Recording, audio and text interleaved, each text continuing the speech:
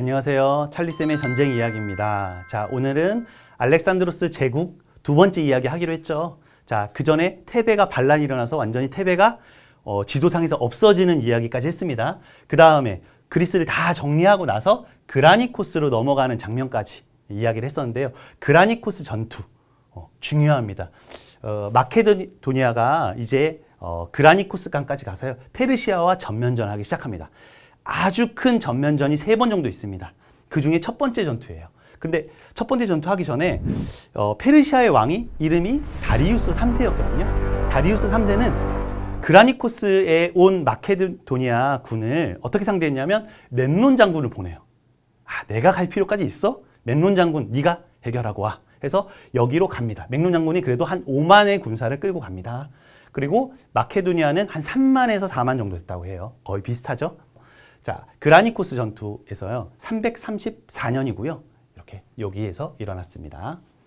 자, 그러면 전쟁지도 한번 볼게요. 전쟁지도 이렇게 전투마다 주요 전투는 이렇게 전쟁지도를 보여주겠습니다. 자, 여기는 알렉산드로스가 되겠죠? 그 다음에 알렉산드로스의 가장 중요한 필리포스 2세하고도 계속 전투를 했었던 노장인데요. 파르메니온이라는 사람이 있습니다. 이 두 명은 알아둘 필요 있어요. 자, 첫 번째 우측을 담당했던, 자, 알렉산드로스 방향에서는 우측이 되겠죠? 자, 우측을 담당했던 알렉산드로스 대왕. 자, 그 다음에 오른쪽에 파르메니온 장군. 이렇게 2명 있다고 생각하시고요. 반씩 쪼개서 있고, 가운데는 팔랑크스. 아까 전에 보여줬죠? 창이 6.5m 정도 되는 그 팔랑크스가 여기 진을 치고 있고요. 자, 이쪽이 있습니다. 여기는 알렉산드로스 대왕의 기병들. 이쪽은 파르메니온의 기병들. 여기는 여기 써 있는 거 보이는지 모르겠는데요. 그리스와 트라키아 지방의 동맹군들도 참여했습니다.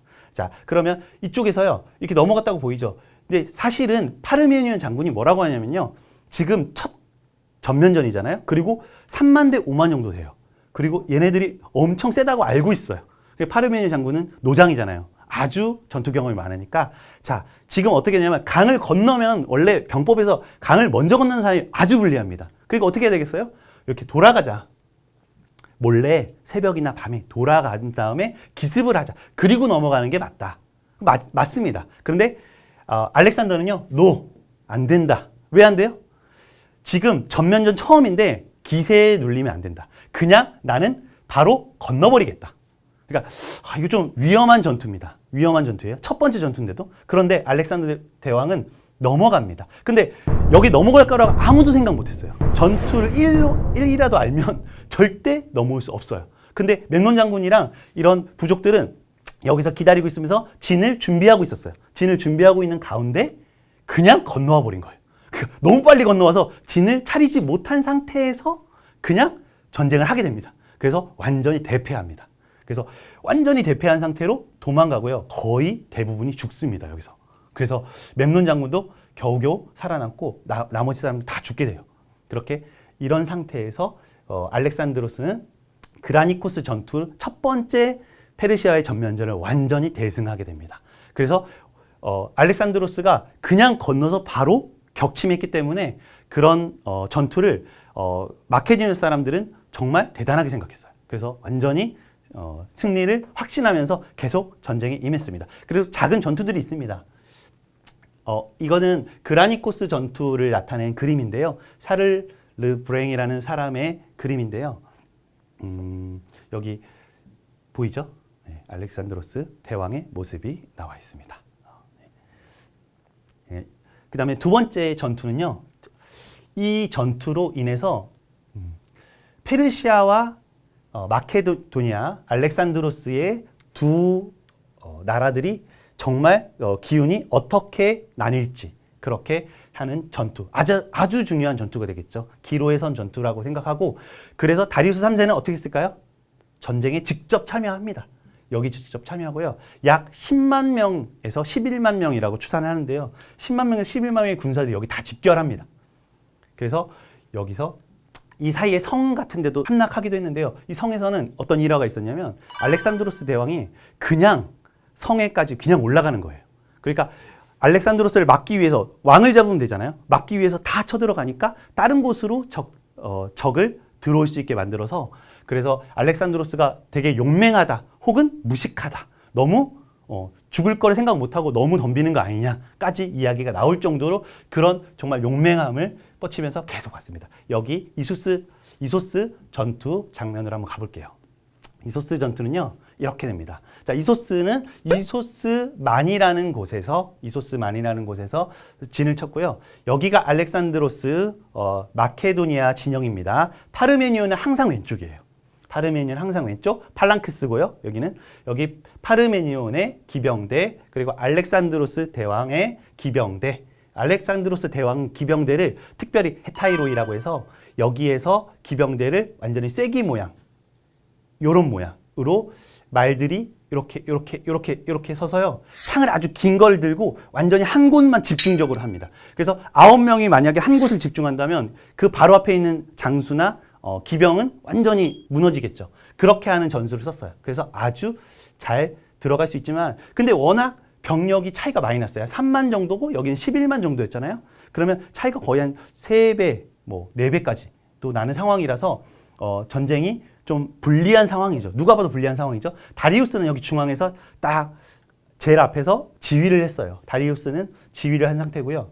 알렉산드로스는 여기서 하는데 그 파르메니온이 지금 여기서 오는 거를 막아주고 있는 동안에 알렉산드로스는 어떻게 했냐면 바로 들어갑니다. 적진으로 들어가서 누굴 교란해요? 옆에 있는 기병들을 교란해요. 그 다음에 바로 다리우스한테 쳐들어갑니다. 다리우스를 잡으려고요. 그러니까 왜냐하면 전쟁이 불리하니까 왕을 먼저 잡는 사람이 이길 것이라고 생각하고 왕을 잡으러 바로 갑니다. 그래서 알렉산드로스가 쳐들어가니까 어이없게도 다리우스 3세는 무서워서 도망을 가요. 그러니까 이 병력들은 동맹군들이잖아요. 동맹군들이 다리우스 3세가 그냥 도망가 버리니까 어떻게 했어요? 그냥 대피하고 만 거예요. 다 도망가거나 아니면 자기가 가지고 있는 전리품 좀 챙겨서 도망가 버립니다.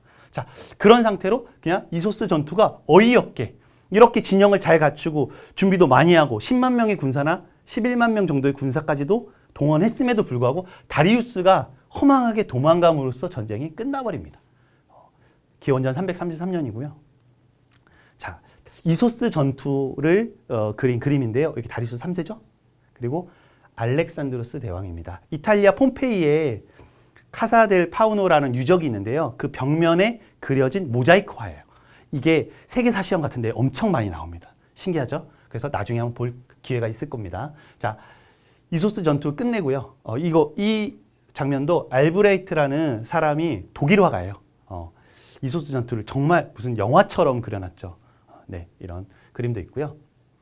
그 다음에 세 번째로 가우가멜라 전투로 가기 전에요. 가우가멜라 전투는 최후의 전투입니다. 가기 전에 이소스에서 그 다리우스가 도망치고 나서 편지를 보내요. 다리우스가 뭐라고 편지를 보내냐면 내가 유프라테스 강 여기 있습니다. 유프라테스 강 서편을 너에게 줄게.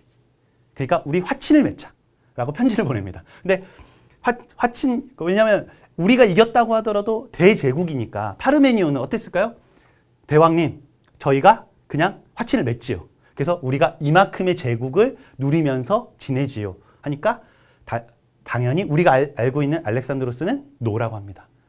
당신 파르메니온이라면 나는 그랬을 거예요. 하지만 나는 알렉산더라서 안 된다고 말합니다. 알렉산드로스 대왕은 그래서 노라는 편지를 주고 다리우스는 어땠을까요? 이제 최후의 결전을 위해서 가우가멜라에서 집결을 하는데 25만 명의 군사를 집결을 시켜요. 집결시키는 동안에 이게 한 2년 정도 차이가 납니다. 2년 정도 차이가 나는 그 사이에 어땠을까요? 여기로 갑니다. 시리아, 팔레스타인, 여기 이집트죠. 이집트까지 가서 쫙 왕국을 건설을 해요. 여기에서 세운 도시가 알렉산드리아고요. 사실 알렉산드리아는 알렉산드로스 대왕이 이름을 딴 거죠. 알렉산드로스 대왕이 점령하는 정복지마다 알렉산드리아를 건설해서요. 엄청 많습니다. 여기 다 알렉산드리아예요. 나중에는. 자, 그런데 여기 알렉산드리아는 특별하게도 이집트의 알렉산드리아는 알렉산드로스가 죽은 후에도 계속 남아있어요. 나머지는 다 이름이 바뀌는데. 그래서 나중에 프톨레마이오스 왕조라고 나중에 나오거든요. 그 왕조 마지막에 클레오파트라 7세까지 그때까지도 알렉산드로스 대왕이 영향력이 그때까지 미치게 됩니다. 네, 그러면 가우가멜라 전투로 한번 가보겠습니다. 자, 가우가멜라 전투는요. 자, BC 331년, 기원전 331년인데요. 이소스 전투의 2년 후예요. 그래서 이집트까지 점령하고, 그러니까 쉽게 말해서 유럽과 아시아, 아프리카까지 다 점령을 하는 그런 알렉산드로스의 계획의 이제 마지막 종지부가 되겠죠. 가우가멜라 전투는 여러 가지 국면으로 설명을 할 수 있는데요. 첫 번째는 지금 일단은 전차를 준비했어요. 다리우스 3세가 특전 무기는 전차, 뭐 코끼리도 준비했다는데 코끼리는 그 특별하게 영향을 못 미치고요. 전차는 큰 영향을 미쳤기 때문에 전차. 그 다음에 기병들도 엄청 많이 준비했습니다.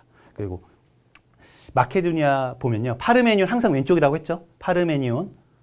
그 다음에 이쪽 알렉산드로스 오른쪽 기병 항상 준비했는데 여기가 25만 명이라고 그랬잖아요. 25만 명이라는 건 엄청난 숫자죠. 그 25만 명과 한 5만 명 정도의 싸움인 거예요. 그러니까 5배 차이 납니다. 5배 차이 난 것뿐만 아니라 엄청난 압도하는 무기들. 그런데 여기는 정말 가장 강력했다는 팔랑크스가 있었지만 근데 너무 병력 차이가 많이 나고 그 다음에 여기 물적인 차이도 너무 많이 났죠. 그런 거 어떻게 뚫었는지 알렉산드로스가 어떻게 뚫었는지 한번 볼게요. 자, 첫 번째로 여기서 알렉산드로스가 한번 휘졌습니다. 항상 그래요. 전투는. 알렉산드로스 대왕의 특징이에요. 팔랑크스로 앞에를 딱 막아두고 옆에 기병으로 휘졌습니다. 아까 헤타이로이 설명했죠. 헤타이로이가 쐐기 대형으로 해서 항상 그렇게 해서 왔다 갔다 하는 장면이에요. 계속 왔다 갔다 하고 여기가 이제 감싸기 시작합니다. 그러니까 다리우스는 이제 어떻게 되냐면 감싸야겠다. 감싸서 완전히 둘러싸버려야겠다는 생각에 그렇게 전투 지휘를 하고요. 5배나 많으니까 당연히 마치 하객진처럼 그렇게 전투를 하려고 했어요. 그래서 여러 가지 이렇게 빠져나가려는 뭔가 파르메니온의 어떤 노력이 있었지만 결국에는 병력 차이가 너무 나서 밀려나게 됩니다. 그래서 이렇게 돼요. 이렇게 엄청 많은 숫자가 파르메니온 군대를 감싸고 있고요. 그 다음에 여기까지 막고 있고 여기는 보조 군대예요. 그 다음에 앞에가 아까 전에 설명드렸던 그 팔랑크스고요. 그 다음에 알렉산드로스가 이렇게 왔다 갔다 하는 장면이 나오죠. 자, 근데 이때 어떻게 했냐면 다리우스가 이번에는 당하지 않겠다. 나한테 쫓아오면 막아줄 군대. 그 다음에 자기 옆에 친위대처럼 기병까지 준비했어요. 뭐 3,000에서 5,000기라고도 하던데 그렇게 많았는지 확실하진 않지만 그 정도로 준비를 많이 했던 거죠. 다리우스가 이제 나한테 쳐들어오지 않겠지 하고 알렉산드로스한테 무조건 붙어 있어라. 너네들은. 그래서 따라다니는데 알렉산드로스가 어떻게 했을까요? 갔다가 돌아오면서 이 그 팔랑크스 대형하고 같이 뭉개지게 만듭니다. 자, 그래서 같이 뭉쳐서 팔랑크스와 그 창과 같이 교차되는 시점에 알렉산드로스 다시 또 들어가고 나오고 하면서 그 빈틈으로 다리우스를 딱 잡으러 갑니다. 다리우스가 또 똑같은 상황이 됐죠. 다리우스와 알렉산드로스가 쳐들어오고 알렉산드로스 엄청 빠른 속도로 쳐들어오고 다리우스는 이제 도망갈 곳이 없으니까 어떻게 했을까요? 싸울 수 없으니까 다시 여기서도 어이없게 도망을 갑니다. 25만 명인데 또 도망을 가요. 그래서 왕이 도망가니까 또 다시 대패를 하게 됐죠. 그래서 패배를 하고 다리우스가 도망갔죠. 도망간 부하 장수가 나중에는 끝끝내 암살합니다. 그래서 암살당해서 다리우스 3세는 죽습니다. 네, 그래서 이렇게 넘어가 보면 그 가우가멜라 전투를 나온 그림이에요. 엄청나죠. 이 엄청난 대전쟁을 그 페르시아와 그리스 문화를 가지고 있는 그 마케도니아와의 큰 싸움, 서양과 동양의 싸움이라고도 하고요. 큰 대전투를 벌였습니다.